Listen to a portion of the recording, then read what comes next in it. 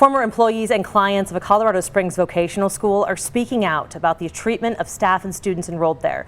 The Skills Academy on Garden of the Gods Road offers programs to adults with disabilities.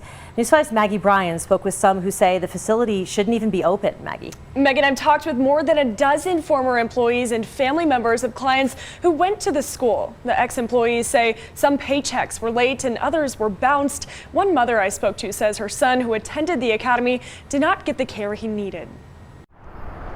Jacob Reitzma, 20 years old and on the autism spectrum, was in search of some independence. Just navigating in his own little world, really. His mom, Ginger, spoke with me about her son. Jacob loves music, cooking, baking. She says in 2022, someone recommended they try Skills Academy Vocational Center in Colorado Springs. It offers day programs and classes to young adults with disabilities. He was so excited to go to this program. But after about 6 months there, she tells me she knew her son needed to leave. He became very depressed there, and I think it's because he wasn't getting the attention or the care that he needed. She says Jacob's disability waiver required he have line of sight supervision, someone watching him at all times. Oftentimes he would call and say, I'm stuck in this room. I'm like, well, what are you doing? We're doing nothing. We're sitting here watching a laptop. Well, where's the teacher? I don't know, they're outside. The Colorado Department of Public Health and Environment has given the school multiple citations for not properly following up on incident reports. According to state documents, one of those reports in August of 2022 said a student needing line-of-sight supervision was found wandering around the building alone after asking to use the restroom. Another report made just a few days earlier said staff lost track of a student who was supposed to be in the lunchroom. The report says a man outside had called the police after he saw the student banging on the door of the building. The state says Skills Academy did not document any policies put in place to make sure an incident like that does not happen again. I spoke with the Skills Academy CEO Randy Van Ness over the phone. She tells me the academy has a perfect safety record. I asked her for an on-camera interview, which she declined and referred me to her attorney.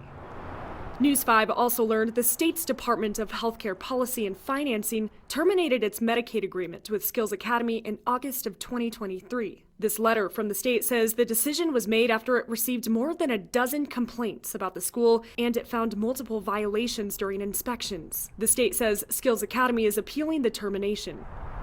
I've only ever been an amazing employee. And once happy employees at the academy I loved going to work. Are now sharing their experiences about their former workplace. Chesney Watson and Margie Albert were initially hired at Skills Academy to provide one-on-one care to clients who needed it. They say many students had to stop attending the academy after its Medicaid agreement was cut. We were told that the Medicaid patients had to leave. They could no longer be there. We were losing our patients that we love so much. I don't want to see anybody else get hurt. Alex Lepper, who was Van Ness's executive assistant, says starting last year there were also issues with payroll. She filed a complaint to the state's Department of Labor in December, claiming employees were not getting paid on time and paychecks were constantly bouncing. She says the last she heard, the department is still working to investigate the claim. People were having a hard time feeding their families. I myself had to go to churches and try and go get food. In an email sent to employees, Van Ness wrote, "If you feel you cannot work due to the payroll issues,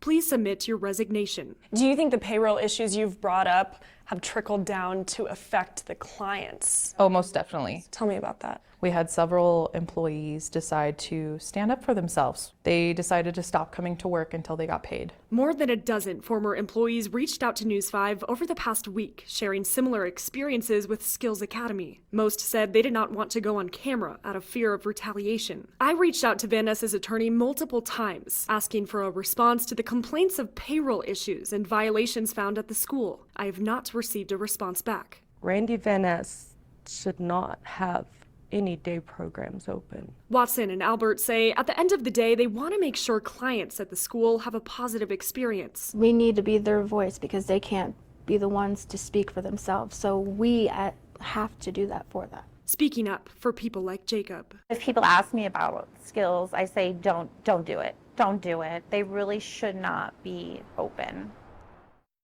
And Maggie joins me now. Now, this all came to light after the Skills Academy was awarded a grant, correct? Right. The Daniels Fund, a Colorado charitable foundation, recently gave Skills Academy an $840,000 grant. We saw a lot of people on social media reacting to the news and saying the school should not receive the money. So I reached out to the Daniels Fund. They tell me they take community feedback seriously and they're reviewing the situation. All right, Maggie, thank you.